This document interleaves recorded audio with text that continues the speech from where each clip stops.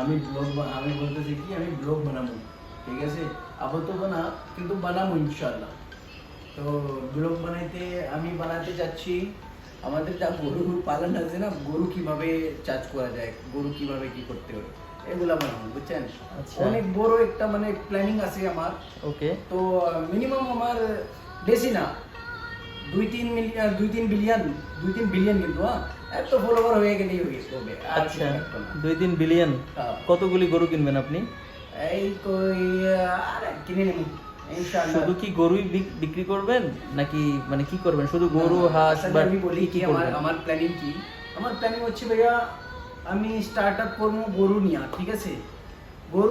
আগে গরু নিব, গরু দুধ দিবে, ঠিক আছে? দুধ বিক্রি করবো, বিক্রি করে আমি বড় লোক হয়ে যাবো। এমনি ইয়ার এটা আপনি গরুর দুধ বিক্রি করে বড়লোক হয়ে যাবেন? অনেক বড় লোক ভাই।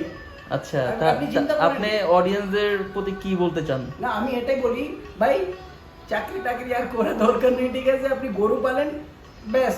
গরু পালবেন আর দুধ বিক্রি করবেন, বাস, দুধ নিজে খাবেন, অন্য কেউ খাওয়াবেন। হ্যাঁ, সবাই আর হ্যাপি থাকবে ভাই। হ্যাঁ, অন্যকে খাওয়াবেন আর ওটার জন্য টাকা নেবেন। এটা কিন্তু লজিক আছে ভাইয়া এখানে।